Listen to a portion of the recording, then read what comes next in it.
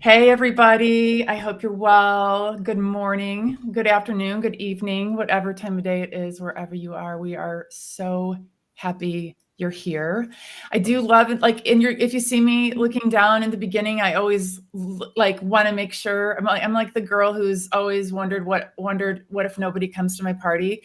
So the multitasking is just me seeing if everybody's coming on board yet. We are live, so that's good. And people will start flowing in soon. We've got 2 people here. Okay, welcome everybody. I'm really excited for our conversation today. This is our first in a series of conversations about governance with regard to generative AI in the social good arena. And I brought 2 of my dear friends on who I've been learning from and with in a community called the AI Exchange for, about the last year. And all of us are dedicated to the nonprofit sector and how we can do a few things to make life easier, create more spaciousness, engage our donors more meaningfully, and do it all in a way that protects stakeholder trust. So in a second, I'm going to turn this over to Kevin and Kyle to introduce themselves, but let me just say a tiny smidgen bit about who I am and what I'm up to. My name is Ann Murphy, and I am the CEO and founder of a company called Empowered Fundraiser Consulting, Coaching, and now Responsible AI. We do 3 things in the nonprofit sector. One is we upskill and do professional development for mostly higher ed fundraising professionals, so large packages serving that type of organization. And then I do nonprofit consulting at any level, tiny, medium, the super complex ones and higher ed.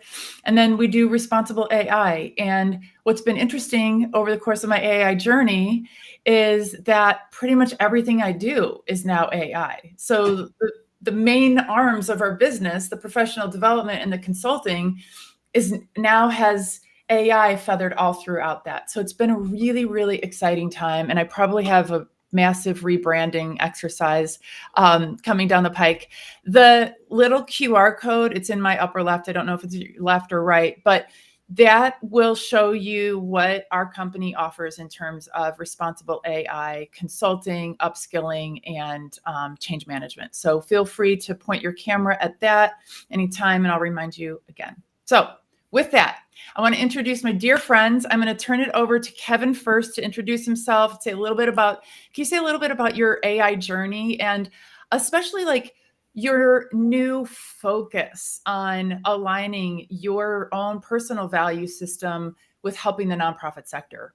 Yeah, thanks. Thanks for the introduction. So I'm Kevin Harden, and I started a company about a year ago when AI really, kind of took off with ChatGPT 4.0 for using AI for basically social good. My entire mission is to amplify the positive work that others are doing by helping them leverage AI.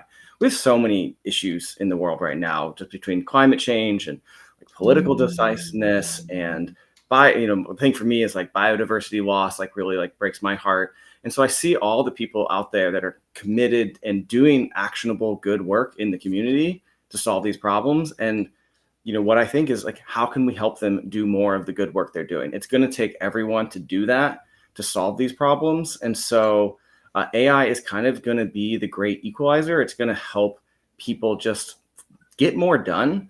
And you already have these people that are just like hyper talented, super productive. And seeing those folks leverage AI is just shocking because it kind of upskills everybody.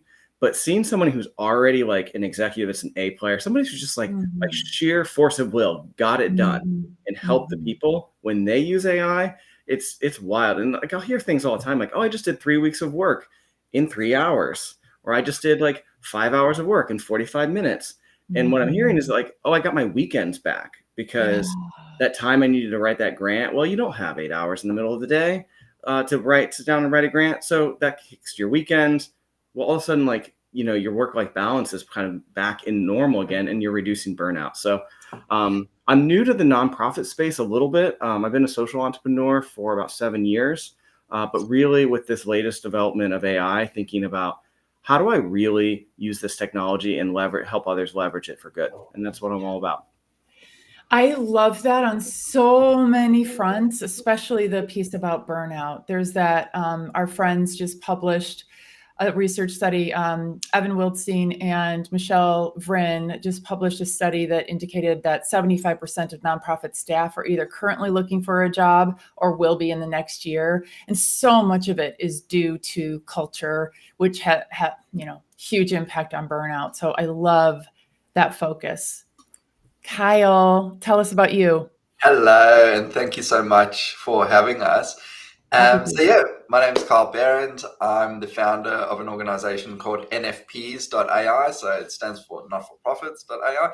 And I've got to, you speak about rebranding, I've got to think about mine. In Australia, it's very common to be like a not-for-profit, but then in the US, it seems like it's more like non-profit. So Non-profit, yeah. Between like the terminology. But I actually lived in the nonprofit space for 13 years. I worked at an animal sanctuary that rescued farmed animals.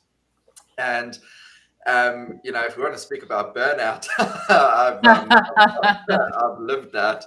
I'm originally from South Africa, and I remember one time in particular, completely getting to the end of my capacity and just phoning my dad. I was like in tears. I was like, Dad, I can't do this anymore. And he flew me back to just try and center me and refocus me. And burnout is real. And I think it's so that statistic, it's horrendous, but it doesn't surprise me. Right. And I think that's why I'm so passionate about there's so many reasons. I think we're all passionate about nonprofits. We know the good work that they're doing. We know how under-resourced they are. We know how cost restrictive they are.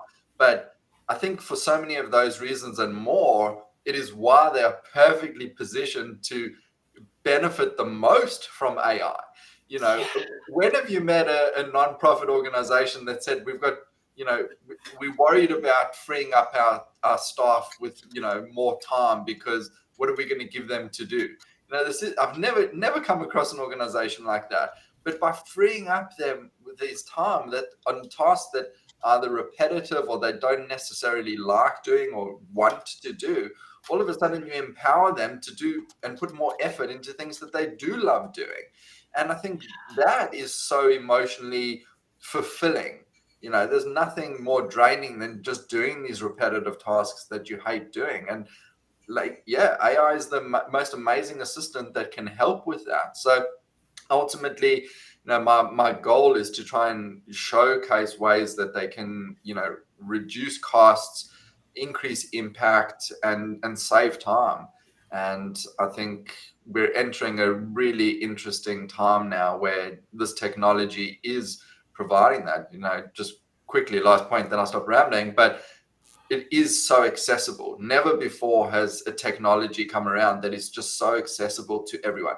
Looking, on price wise, you're looking at a ChatGPT Plus account for $20 a month. But more so than that, the way we interact with this technology, we don't need to go to university, learn some type of programming language and figure out we speak, we talk, we type, we interact in the exact same way that we would with our colleagues or our friends. And that just makes it accessible to everyone. Absolutely. So this is the era of the revenge of the liberal arts majors, right? And for the next X number of years, hopefully we will shift our higher education system to do more to advance just communication and how we talk after, a lot of years of emphasizing STEM, which obviously is critical. And there's a huge STEM gap in America. But now those other skills that everybody has wondered, is higher ed worth it? It's like initially you could go and get your PhD in some liberal arts degree and end up working at Barnes and Noble. Now it's going to be much different. You're going to be best suited for leadership. So I know that people love to hear about use cases and that we love to share them. Can we do a lightning round of, okay, your most impressive or like biggest ROI or most interesting or out of the blue use case that you've worked on recently for you guys? And then highlight, as part two of the question, what role does governance play in that use case? Does that sound like a good conversation starter? Okay. How about you, Kevin? All right, so I could just rattle off a gazillion. The one that has the biggest impact, I think, for organization is usually just like it just naturally gets towards grant writing, and it's like because that's where the money is. And so, but the problem with starting there, I found, is oftentimes that the delay in the benefit is so long that okay, we can write this grant faster, but you might not get that money for 6 months, or you might not get that money at all. And so oftentimes I'm focused on first of just slam dunk easy use cases like building a slide deck. How often do we build slide decks? How much time do we do that? It's like, well, we can take that from a couple hours down to like literal minutes. And that just frees up your time for that work that like is higher level strategy. And the GPT that I find that I'm using the most is just a really simple like dictation idea organizer where I'm just dictating into it my ideas. It's what I'm calling like a reflector, where it's like it's not really being creative and it's not really creating content for me. I'm just dumping my ideas into it as fast as I can to see them back in an organized way that then I can do more work on. So a lot of times I'll introduce that really early to organizations, just like to get them practice talking to it. And it's also relying on their intellect the most. Some of these other use cases, sometimes people get a little prickly when it's like when you're kind of getting in the way of like what was previously their domain expertise. So it's like, well, it's scary to them to think about like, well, I'm really good at grant writing. This thing, is it going to replace me? Which the answer is no, it's an augmentation and like you use it recursively. But I find that sometimes just like you just say what you want and see it back is an easy place to people start. Totally. Governance is a tricky question. You know, it's like, and I think what comes up for me is that like there's no playbook yet. Like we're figuring this out real time, and it kind of feels like Napster in 2002, where it's like, what are the rules? What are like how is this going to go? And it's like you need to be in the conversation. You need to be having the conversation and thinking about this, because if you don't, then AI is going to happen to you. Yeah. So there's no like this is how it goes. These are the type of questions you need to ask, and these are the types of discussions you need to have. But I'm not here to say like, here's the answers yet. Right. Perfect. Oh my gosh. So what I'm picking up on what you said is like one of the things that's important is for us to show like a relatively short time to win. And like with grant writing, the first win is going to be no sleepless nights, like not staying up, not pulling all-nighters, like none of us grownups are, like suited to do anymore. And most likely being able to repurpose a lot of the content much more easily because we can create a GPT as a knowledge bank of our snippets that go into different grant applications. I have to say that like getting to that win of just like the psychological, the like psychic energy that people have to put into writing grants and making that shorter and easier and flowier, like that's the quick win. And then they get the extra one if they get the grant. But I'm absolutely with you that like waiting for that win is like, we're immediate gratification society, right? And our nonprofit staff deserve immediate gratification. And our grant funders are notoriously difficult. And that's like that.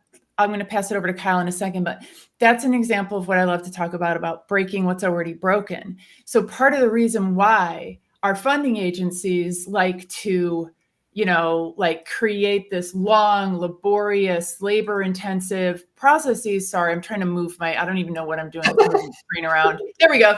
I'm still learning Restream. It's almost like they want us to prove our love to them by spending so much time.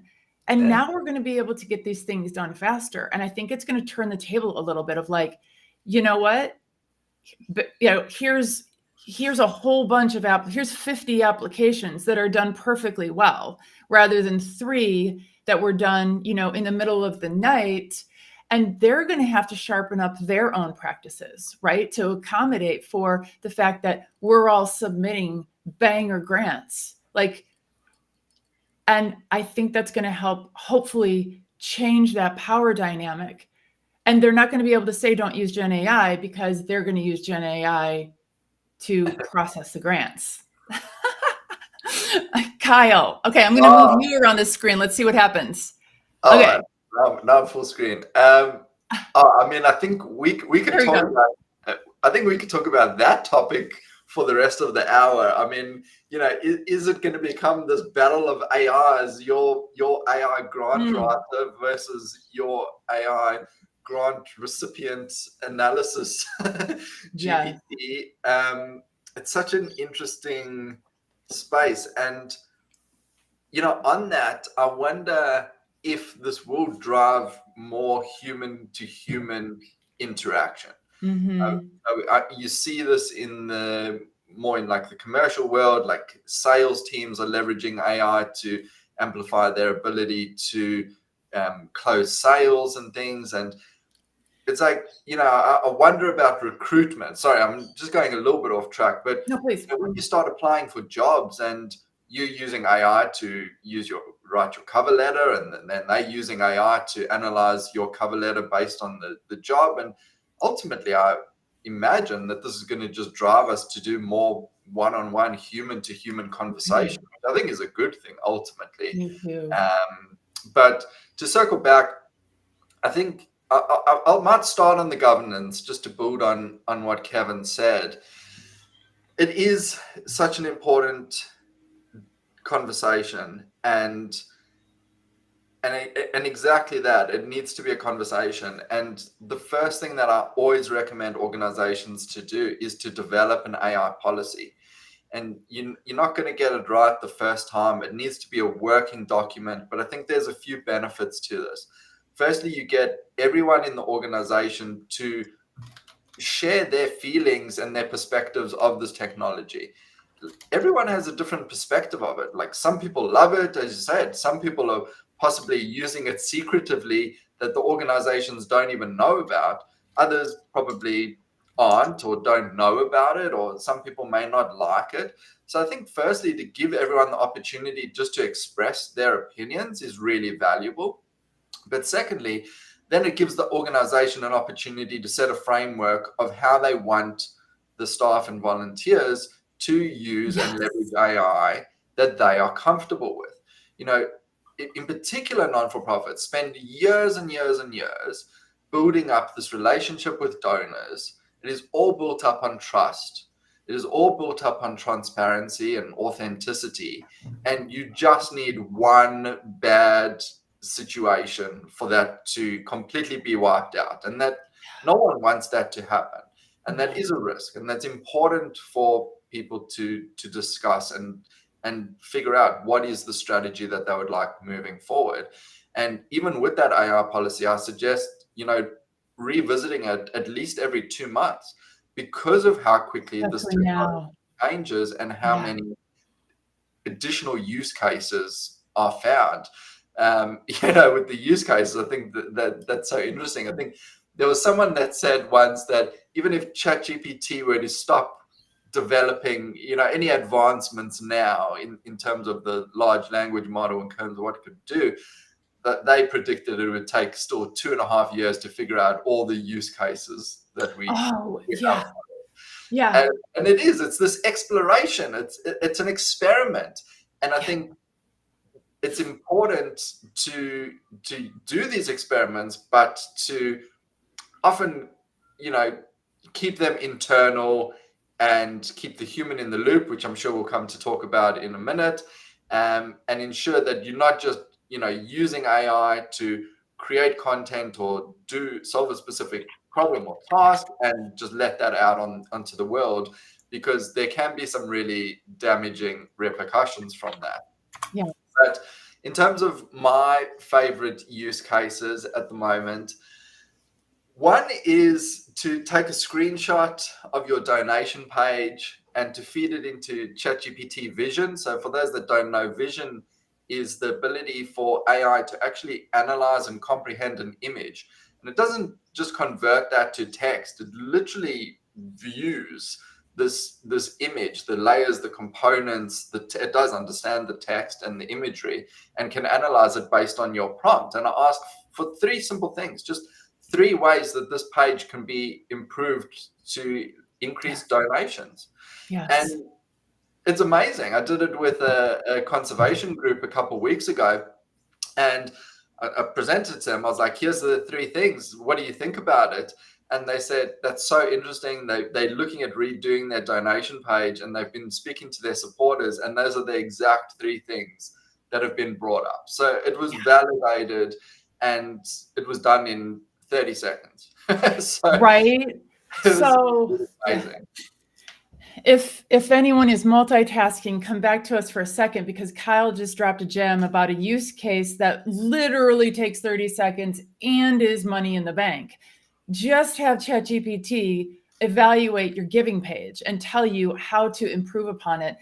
If you want to take it to the next level, you can, of course, train ChatGPT on your brand voice and have it review your entire thing, or just say, as an expert nonprofit marketer who has for years raised tons of money, blah, blah, blah, blah, blah, evaluate our website and let us know. Just give us some ideas on how you might improve it. If you like the ideas, you might want to just ask ChatGPT to write that up for you and see if it's closer to your goals than you have right now. And then you can do the human in the looping, which I really want to prop that up, because so many of the people who will watch this, whether it's on the replay or live right now, have deep subject matter expertise. If you are a subject matter expert and you are working on a project with ChatGPT or any other large language model that's within that zone of genius, you are the expert in the loop. You absolutely know if there's something weird going on. And if you have any questions, you can always double check it. You can fact check. But in general, I really want to encourage people to feel confident that whatever output they get, if they're in their zone of genius, they are fully qualified to say, that's not good enough. Hey, ChatGPT, try that again. Or, yo, you forgot to, look at this piece of it. Or that doesn't sound like the way our brand talks, revisit the voice prompt or whatever, because this ChatGPT is like the most eager and egoless, super smart intern, just wants to make you happy. And by the way, the level of accountability that ChatGPT has, to say, you're right, I made a mistake, that is balm for our souls. We don't get that kind of accountability in real life. Well, I mean, maybe you do, but oftentimes we don't, right? Yeah. So I'm going to share a use case that just came up recently for me.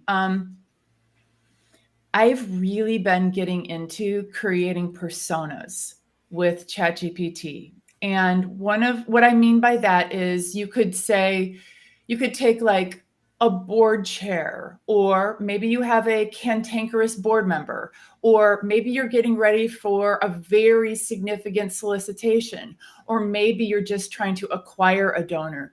Create a persona in your large language model describing, and by the way, we are never going to put proper names into ChatGPT. It's Mickey, it's Minnie, it's Disneyland Enterprises. You don't put a donor's name in there, and you don't even need to put the proper name of your nonprofit. But you're going to create that persona. You're going to tell it things here are the things that they love. Here are the things that they hate. Here's what I know they've done in the past. Here's, their vision for the future. Here's how many people they have in their family. They do have an advisor. They don't. They have assets. They don't. They have extra homes. They don't. Blah, blah, blah, blah, all that stuff. And that's going to be a persona of a donor or a board member. So you've got that now. That is your, little person. And every time you go to maybe pitch a strategy or work toward a major gift solicitation, or plan an agenda for meeting with that person or meeting with the board, you can run that idea up against that persona and say, what questions would so-and-so have? What objections would so-and-so have? And how can I overcome those objections, etc. Like having the opportunity to do that pre-work, not only to get yourself like mentally prepared, but also to give you that boost of confidence that you've already kind of vetted your first level thoughts. You've gotten like the goofy stuff out of the way, right? It's done. And now you know that you've at least made, you've gone a couple layers deeper so that you're ready to have that kind of conversation. And the piece that I would highlight about, governance with something like that is, of course, the data security and privacy. It's sometimes tempting when we're just like working really quickly to just be like, so, Jane Addams, whatever, unless they're a public figure and you're not writing anything about their like giving history, their rating, their family, their health or whatever, like you really shouldn't put their name in it. And it's so easy to accidentally do. The other piece is if you're working on like multiple, like trying to gather some trends from your donor data, it's so easy to accidentally upload a spreadsheet with private information on it. So anytime you are uploading a spreadsheet, either don't or have somebody check to make sure that you've removed all the important columns. Ask me how I know this. I 100% almost did this like 2 months ago. And the only reason why I caught it was because I said to myself, I'd already checked it 3 times, like, and you want to have a long and happy career. Don't screw this up. You usually screw this kind of stuff up. Go back and look one more time. And sure enough, I had left a column in there that would have sent it, who knows, maybe it's benign, but it's maybe not. So anyway. I think that's so important, but I just want to build on the persona thing for a second, if you don't mind, because that's such a great use case. And I haven't heard of it in that, but I've heard of it for media preparation, which I think is really useful as well. If you're being interviewed by a public figure and you got an interview coming up, you can do that with ChatGPT. But not only can you do it in text version, you can do it with audio. So if you've got the ChatGPT app on your phone, you can actually speak to it and it will speak back to you. And so you can create this persona for I don't know, is Larry King still doing interviews? I don't know many famous interviewers in America. Maybe I don't know if he is, but maybe Oprah, or maybe like Oprah's love him though. Yeah, and, actors Oprah.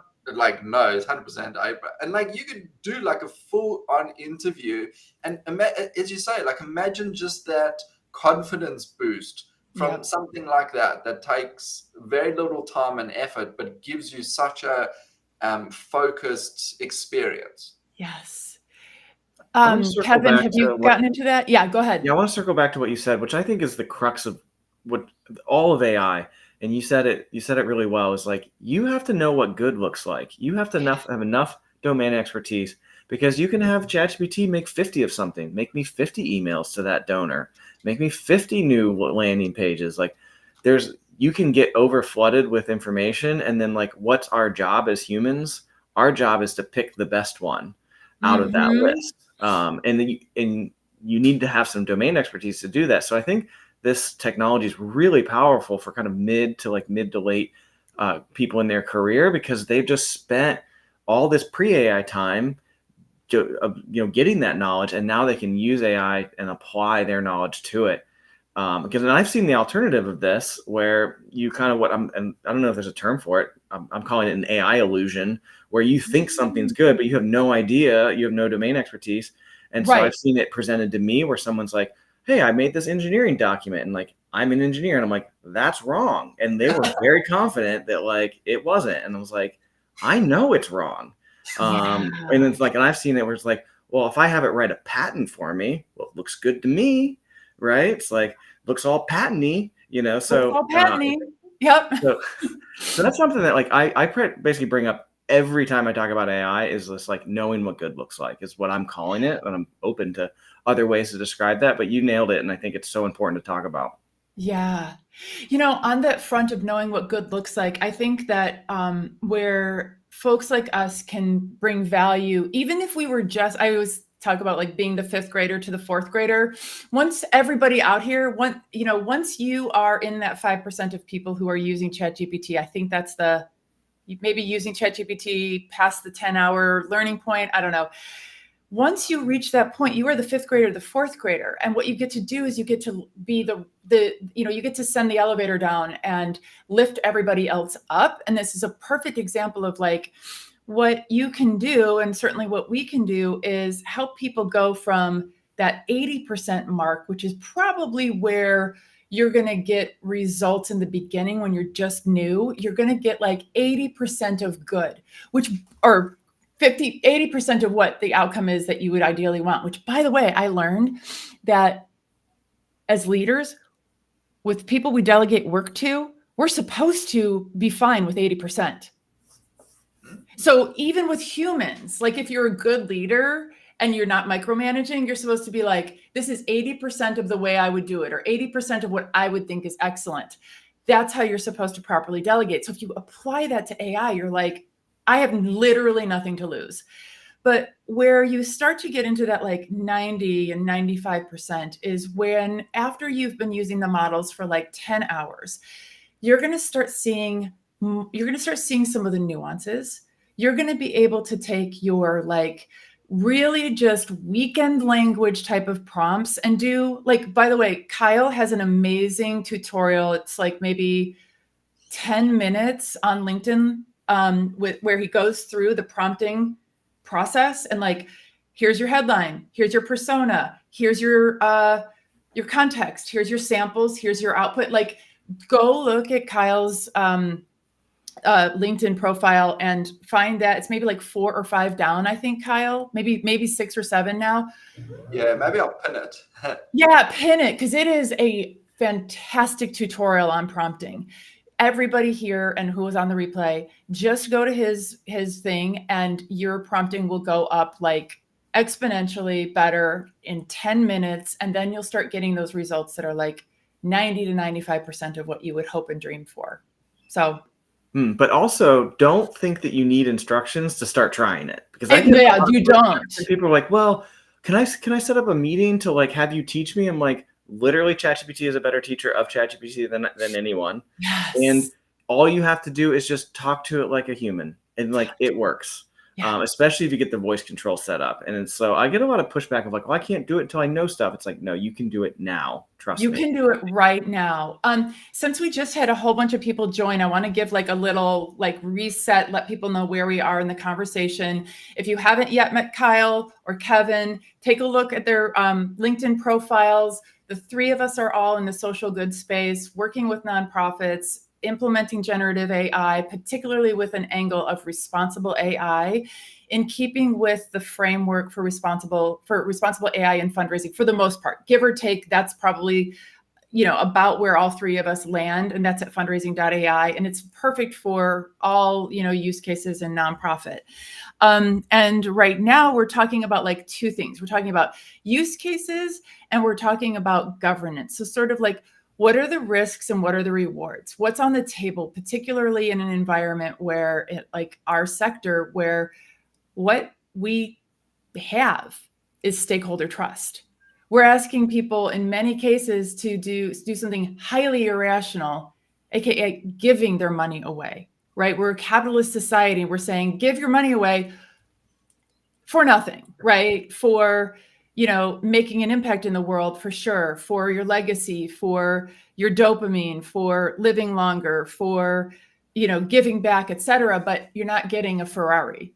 And so what we have is stakeholder trust. And I want to, shift the conversation a little bit with sharing an observation that I've had, which is lots and lots of our friends in the nonprofit sector who we talk to are saying, I'm worried that our donors will be so worried about how we're using generative AI that we will lose trust. And I'm also worried that they will think that we're not personalizing their experience because we're doing it the easy way.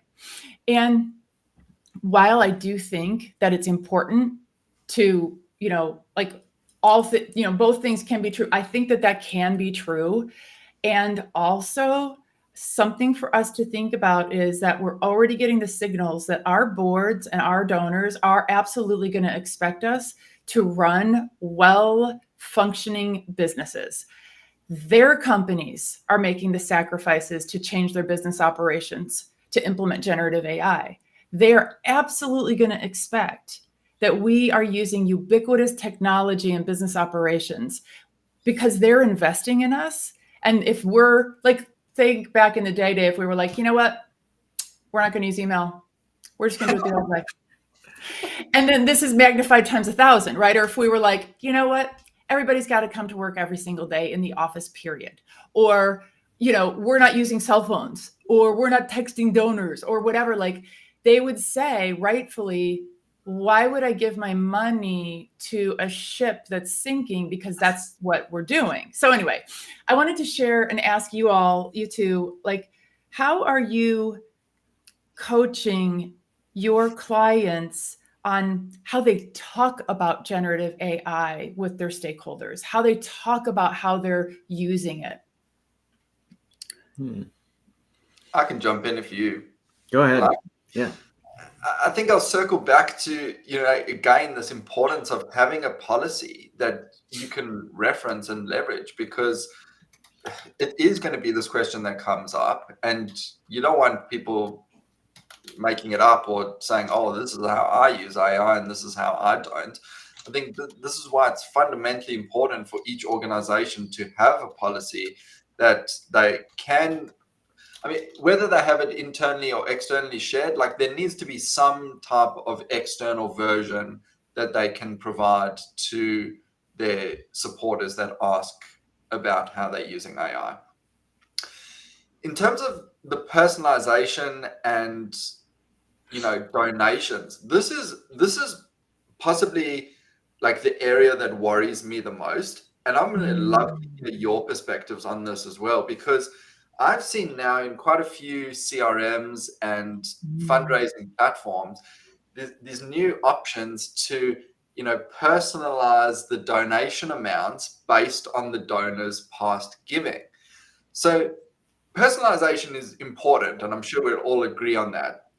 Even just as simple as putting their first name in an email when you're sending it out and trying to customize it to them. But AI is bringing this to a whole new level. And, where do we draw this line in terms of asking for funds, which is completely vital for these organizations, but then, personalizing, like I'm saying personalizing because I worry that some of this is a bit like manipulative as well, that it's so targeted to an individual based on their past giving, like information about who they are, that these CRMs might be able to leverage from their social media, that ultimately each supporter is going to see an individualized donation page with different 100%. potentially different texts, different images, with that goal of obviously trying to convert them to donate the most amount of money possible. Yeah. And it's like there needs to be some type of middle ground, because as we know, these organizations need money, but on the other side, we don't want to be these organizations that do manipulate, persuade people to donate the most amount of money simply by leveraging data about them. And I don't have an answer for this. Like it's something that I think about, and I keep seeing more and more of these platforms. Like even the other day I was in one and just had like a simple tick box. It was like, tick this if you'd like personalized donation amounts based on your donor's previous history. Yeah. Like, okay. And then one follow-up question to that is, if you do use that, do you tell your donors? Mm-hmm. Do you actually say, we are using AI to personalize, individualize this donation page, and you may see different donation amounts to your partner, to your kids, to your friends. Yeah. Because ultimately people will talk and people will find that information out, and it could be detrimental again to your organization. Mhm. I don't know. Throwing it back to you, because this is Yeah. one I think about a lot. I want to take it in a different perspective or a different direction a little bit. So agreeing with everything you said and the dangers there, one of the things I keep thinking about with AI is like, okay, we're going to free up time. But like, what does that even mean, free up time? It really means freeing up time from the work that you hate that's really tedious, that's getting in the way. And so then as I think, if we extrapolate that of like, okay, well, if AI is going to take over more and more and more of this stuff, like literally what's left for us as humans? Like, what is it that humans do well that we want to do more of, that if you had more time that you would do more of it? And so if you talk to fundraisers and you talk to executive directors and said, hey, how valuable would it be for you to pick up the phone and call your top 50 donors? Do you have time for that? No, you don't have time for that. Okay, of course you don't have time for that. If we freed up enough time, do you think that would bring value? And so what comes up for me and what I hear a lot is when they're like, well, what do you love most? And what has the highest impact for your organization? Like, where's the intersection between those? And it usually is building relationships and having, like, what do? We communicate, we empathize, we feel with each other. And so people want more of that, and they want less of like, well, I don't get paid unless I put this piece of text from this form into that form so I can get Medicaid billing to pay for this programming to go to this. It's like, I hate that. What I'd rather do is actually support the people in my community that I want to give support to. And so, we have this personalization over here, but we also have a big opportunity to potentially like really engage more with each other, which excites me. And then thinking about governance, what comes up for me is kind of like a first, like what's the first one or two questions you need to ask, whether or not you're even going to go deeper into like, is this ethical? And the first one is like, does this impact a human? Right? Are we using AI to determine medical services? Okay, whoa, we need to go way deeper into that. Am I using AI to write an internal email to my colleague? No problem. Just go ahead and do that. Like, am I using AI and it's going to lose trust with my donors? Okay, let's really have a framework that like goes on after that. But if the answer is no to those first couple questions, I'm like, that's where you experiment. Go over here and do a little bit. But like, if it's going to impact people negatively or has the possibility, or if it's going to lose trust in this resource, this trust that you built up, then you need to really have a lot deeper questions about the ethics. I absolutely agree. So a couple of thoughts. First, to one of your points, Kevin, and then to Kyle, your question about like uber personalized solicitations based on a whole bunch of different factors. What I love about this notion of freeing up time, and where I like to really stress test it is, so there was that study by Boston Consulting Group and Harvard about, is generative AI actually leading to gains in productivity, gains in quality? And what they found is that for like newer, earlier career people, there was a 43% increase in quality, I think, or productive, one or the other, whatever. It's all good. And then 17% gain for the people who were farther along in their careers.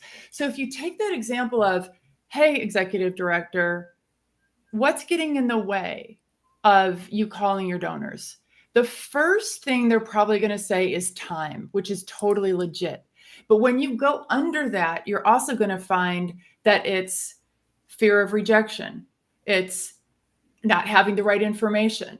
It's not being in the mood, right? It's a whole bunch of it's a whole bunch of factors that can be solved if somebody who works with you has 43% more time or 43% something, somebody who is there to support the success of the organization and may be able to explore, writing you a script, body doubling, protecting your time, right? Like all these other things where we can provide, I feel like, more care for one another and more support for each other so that we do achieve our goals, because we're actually not robots. Sitting down to do donor calls is like a double black diamond task for lots and lots of people. It's very vulnerable. No one ever feels like it. Like I have all these tricks that I have to play with myself. Like, you know, you can't have lunch until you've called 10 people. You call, if you're wearing your red shoes, you call all the people. Like sometimes I end up eating lunch at like 4 p.m. because I don't want to do my donor calls. I don't know why. I can't explain. I've been doing it for 25 years and I delay it every single time. So what I like to see is like, how could we explore how we really would like to work together and support each other, and not only like nurture our path toward, you know, our version of success or our definition of success, but also like build our relationships internally, which will positively impact, hopefully, our retention. So the other part, Kyle, about the like super personalized solicitations, I am probably so indoctrinated on the other side that like I love thinking about what you're sharing because I haven't thought about that in so long, because all of the fundraising that I've ever done has been highly informed by wealth screening and or RFM, you know, recency, frequency, monetary, or whatever philosophy of the day, to, you know, bring together all these factors that indicate capacity and propensity. And so for me, I'm like, everything that customizes their giving experience is a thing of beauty. And I haven't thought in a long time about, does this come across as invasive or creepy? I've thought about it in terms of like, when my kids say to me, get me Milano cookies at the grocery store, and I go in, and instead of when I grew up, there was one kind of Milano cookies, now there's 17. There's not just chocolate, there's chocolate orange, there's chocolate orange mint, there's chocolate orange raspberry mint. And they expect that they're going to get the flavor that they like. I think some of our donors are like that too. Like, heaven forbid that we would have the designation wrong in a thank you note, or heaven forbid we would, for real, heaven forbid that we would, you know, use the wrong title or the wrong first name, or address it to the guy when the woman actually made the gift or whatever. So I love that you brought that up. I haven't thought about it in a long time. And I think you're right. AI has the potential of this being like a full-on runaway train, that everything is going to be so customized that it is maybe going to be a little creepy. To take it even one step further, what I've been thinking is like, and this is applies to both nonprofits and like profit, like, you know, for your customer avatars, it's like a digital twin of you. And then you test marketing campaigns against it until you get the response you want. And then you do that campaign, and then you update your avatar, your digital twin of that person, which is creepy. Like, I don't know how I feel about that. But like, you could see that that's the obvious like progression of what we're talking about here.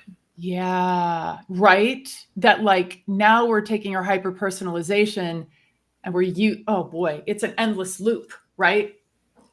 Yeah. I mean, I have to say, I do like your perspective though as well, in terms of, you know, if I'm a donor to an organization, and say like it's a wildlife organization, I'm in Australia, so I'm going to go like, you know, my favorite wildlife here is a koala. And if I go to a donation page for a wildlife conservation page and they put like a koala there, like, I can see they're going to put a koala there because they know I love koalas and I'm more likely to donate. But to be honest, I think that's going to improve my donation experience as well, because I love koalas. And so it's going to be like a more enjoyable donation. So I kind of agree, where it's like, I like what I like, and it's like, I'm a plant person. You put a bunch of plants in my advertising, it's like, I'm going to be more inclined to like it. Like, and it's like, if AI is dishing up, it's like, even like the AI algorithms with social media, like if it's giving you more of the stuff that you want, like, do you like it more? Because I initially thought like, oh, what about this like dead internet idea, right? 99.9% of stuff on the internet is bot written, so like the internet dies. But I don't think people are going to stop engaging with content, like, because we like it. We like to engage. Like, I think it'll learn what we like even more, and then we'll get more engaged. Yeah. I suppose the worry is that it just doesn't go. And this is, as we say, this isn't only in the nonprofit, like, but like I suppose the worry is that it just doesn't go to the extremity where it pushes us past that limit of what is acceptable for us, I suppose. Yeah, like same. Like if I'm looking for outdoor furniture, like I actually appreciate that I'm getting all these outdoor furniture ads, because then I can actually see, like I'm comparing what's available and stuff. But once I've got my outdoor furniture, like let's be honest, I don't want those ads anymore. Right. I suppose it's the same thing with like a donation. Like once I've donated, like, you know, come back to me in a couple of months. Don't come back next week with like, oh, you know, you love koalas, but have you thought about the poor kangaroos? And we'll be like, well, you know, like, where are we going to draw the line? If anyone here is interested in this like line of inquiry, there is oh God, I am like currently packing for a 10-day hiking trip, and my brain is in like multiple different places. Kirk Schmidt? Yeah, I think Kirk Schmidt, a friend of mine who is super clear on how we could be doing a better job of using actual data on donor behavior to change our solicitation cadences, for example. He's on LinkedIn. He publishes the most nerdy stuff. But if you're interested in that kind of stuff, like the concept of being able to use generative AI, well, really also like what's been around for a really long time, like predictive, to actually do solicitations more scientifically is kind of cool, especially with retention and recruitment being so challenging.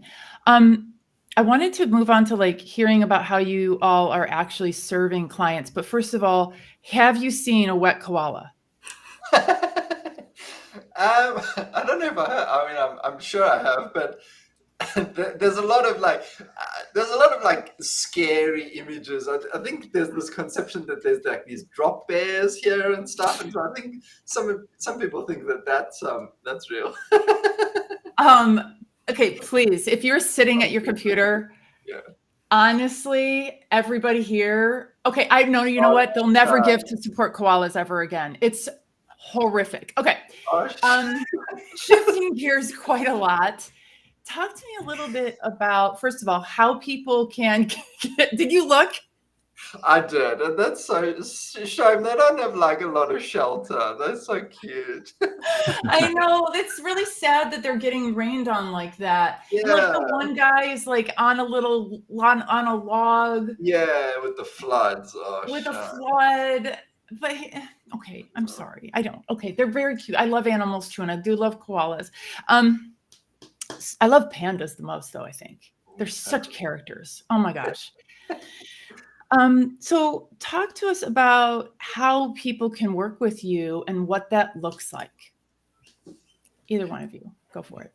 I want to even start with like kind of a big audacious goal to like challenge the three of us here and then everybody in the channel too, is like we have an opportunity to like really affect how this technology is adopted by doing it. And by doing it in the nonprofit space, if we really spearhead this, the business world is going to like want to wake up to it too. And so we have an opportunity to kind of like get out in front of it and be part of the conversation and help shape it. And so my whole mission is just like, how do we use AI for good? Like that, it just comes down to that.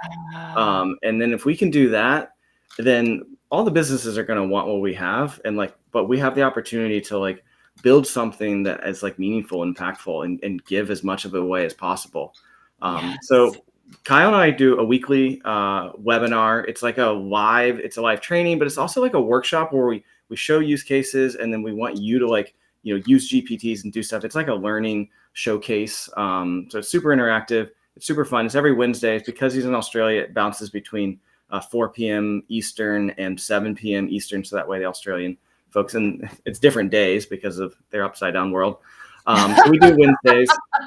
And then the other thing I've noticed is just how early I've for a long time I've been like, oh, people are, we got to get on this. Like everybody's going to jump on this. And it's like, I still talk to people and they're like, I don't have a ChatGPT account. I've never tried it. I know. And so I've got just a quick start guide. It's just like how to get signed up for ChatGPT Plus, how to start talking with your voice, how to use an AI note taker, and 1GP to start with. It's like Nice. just getting people access to the tech first is like step one to like even knowing. And then from there, I'm going to start a leadership panel to like bring people together to have conversations about this and boot camps. But step one is just use the tech. And so I've got a free guide for that. And then join our weekly trainings to jump in with us. How do people get the free guide? Is it like connected to your LinkedIn profile, or do they just DM you? Yeah, you can DM me for now. I'm still building lead magnets and I'm in the final stages of like, okay, does this all sequence correctly? Because it'll be a series of training. So it's like, get started with the tech. And then like, Good. as you use it, it's like, okay, here's what good looks like. And here are these fundamental like concepts that you need to know. So kind of like a 101 course. Perfect. I love it. And it's going to be on demand? Yeah, that's just going to be free to everyone. Nice. What I've been thinking more and more is just like, give as much away as possible, especially to any nonprofit that's under 300,000 in revenue or under 5 employees. It's like, don't charge the little people that are just doing the good work in the community for this information. There's nonprofits that are hospitals, right? It's like, have them pay for, everyone else, but at a certain threshold, it's just like free all the time. Absolutely. I agree. Kyle, how about you? How do people work with you? Before that, I just want to build on what Kevin said as well about, this being just such a huge opportunity in, not only, but yes, how this technology is adopted, but also how we completely can reshape what a nonprofit organization looks like. I love this, like this big thinking idea. Like, what does an AI powered nonprofit look like? Like, if we integrate AI into every component of an organization, there's, like their structure, like the tasks that are done, like what could that potentially look like? And I think it's so interesting. We are now creating the future of organizations. I think we really underestimate the power of this technology, and this is the time. This is the opportunity to start thinking that, to start testing. As Kevin said, start small. We have between the two of us, we've got so much free stuff. The free weekly webinar. I've also got free resources on my website, nfps.ai. Got a free ebook, got 30 prompts for nonprofits that they can start using just to test out, an AI policy template that they can just download and tweak. I got a range of stuff. It's just, we got to kind of get nonprofits started, start leveraging this technology. We all could learn together. I think that's the most important part about this. Like, it's not a competition. Like, we can all grow together by experimenting and by sharing. And I think that's what we love to do, is to find these use cases and share them with everyone else. And then once others use them and experiment, they find other, and we collectively grow and can make this sector just so impactful. Absolutely. So I'm going to pin or put up on the screen after this. I'll download this video, and I will maybe include, if you two are interested, some of your guides, etc., into a folder that'll go onto my link tree, so that I have got all of my trainings from Fridays. I've got like my ChatGPT e-guide, but in our folder for today, if you guys are open to it, I'll just upload your things too, so that everybody who sees this, and then like maybe we'll do follow up on our profiles, like can get all of these resources in a one-stop shop. And then everybody, consider the three of us, consider us resources. Like, all of us, like Kevin said, or like, we're not here to, like, it's not a mercenary situation. Like, it's not a scarcity, it's an abundance. We're here to help up level the whole industry, because it's just good for all of us. There's nothing that we only benefit from helping all of you. And like, that's what we do all day, every day now. Obviously, we work with, like, it is our livelihood to work with clients. And so there is that component of it. But the amount of information and insights that you can get from us to get started quickly, because a lot of people ask me still, how am I going to learn this? And sometimes people ask me how I'm going to learn this while I'm in a training. And I'm like, this is it. Like using it is learning it. So please check that out. And the importance of being in community cannot be overstated. We have events every Saturday for people who are AI interested. We do demos. We do like conversations about why is our face melting this week about AI. We do art. We do business. We do fun. We do networking. We do scavenger hunts. We do, you name it. Like every Saturday, my husband and I host a free event. It's called Weekend GPT Jams at noon Pacific. Everybody is always invited to that. And then I launched an initiative called She Leads AI. So if you are a woman and you are in AI or you want to be in AI, follow that hashtag. You're going to see lots more information coming out, or DM me. Yeah, it is so dope. We have a feature 3 women every week, except for I missed last weekend. And it looks like I'm not going to get to it. We have quarterly roundtables. We have a networking event coming up May 3rd. We're working toward a summit in October. And the reason why I'm doing this is because, with all due respect to my colleagues on the call, AI is a women's game. And the people who are running through a wall to learn this stuff, and I know there's an in-group bias because I am a woman and I attract women to my programs, but 95% of the people who come to my programs who do my stuff and do the work are female. Everybody is, welcome to come to our events to learn what it's like to be a woman leader in AI and get the kind of support that we can all offer. I think empathy is so incredibly critical in this time. Like that is what we have to offer one another, because it is so existential, and women's leadership styles tend toward, like, a go-to is empathy. So I just want to lift everybody up as much as possible. The importance of being in community, again, can't be overstated. And we will be your community if you don't have one. So just feel free to reach out to us. Total gratitude to you two. I love that we're here in this space together. I've loved getting to know you and learning from both of you along the way. I hope we will do this again because this was really fun. This hour went by like that. Yeah, I could talk about it. I could do another hour. We can just keep talking. I know. And to those of you who are here, thank you. You are making the world a better place by making even this 1 hour investment in generative AI and responsible AI in the social good sector. Keep up the good work. And like I said, we'll be here for you. And be in touch with us anytime. Okay? Bye, everyone. I'll end the stream, but you guys hang out, okay? For 1 second. Sure.